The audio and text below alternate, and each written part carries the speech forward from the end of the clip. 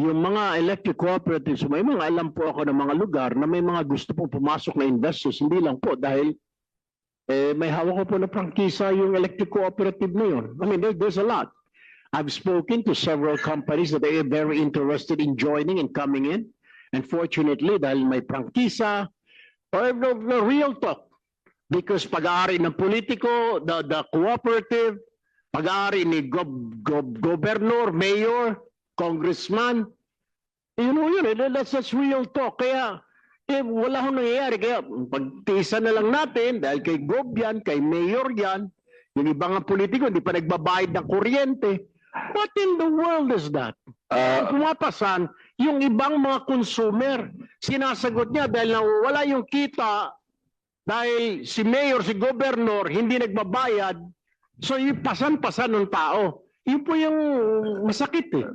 Mr. Chair, No matter how, kagaya po nito, we're talking, saying, 2% lang ang non-technical loss, etc. 2% is 2%. The Filipino people are tired. Bakit mo kami sisingilin sa hindi namin nagamit, hindi namin kasalanan? Pwede pa ho ipaliwanag sa mga tao yung technical system loss. Nag-evaporate po yun eh. Mas madaling ipaliwanag mo tulad po ng yelo, di po ba? Maintindihan eh. Ang hindi po maintindihan ng mga kababayan natin, bakit ako magbabayad na ninakaw sa kumpanya na yan? Ako ang sasagot. Parang ang excuse nila sa akin, sir, parang kuwan ho yan, sen eh. Tindahan. May pilferage po sa tindahan niya. Nabulok yung kuwan. Ninakaw ng may ika nga shoplifter. Sa amin i-charge. That's what they cannot understand. So, sa kanila, sa atin maybe maliit. Pero yung prinsipyo ng Pilipino, bakit ako magbabayad niyan?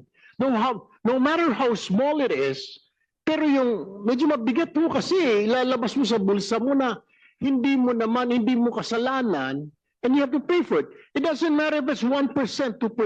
Pero yung prinsipyo po ng ordinaryong mamayan na magbabayad siya na hindi naman niya kasalanan. Yun po yung masakit. That's my point. And what I'm driving at, nabanggit mo kanina na ito pong mga cooperative, walang kinikita, yung mga metering, etc. I hear you. We studied that. My team did study that. And we're happy that you're helping us also in doing our research. Pero this is reality. Yung mga electric cooperatives po natin, owned by politicians. Diba nga, siguro dapat natin gumawa tayo ng batas na alisin na natin yan sa mga politiko na yan, di ba? Go ahead. Sir, if I may respond do sa... Totoo po yun. Naka-experience po kami nung bagong upo ako rito. Half of my time is how to manage mga politikong hindi nagbabayad. And modesty aside, Mr. Chair, pag gano'n ang sitwasyon, tinutulungan ko ang electric cooperative paano makipag-usap sa mga politiko.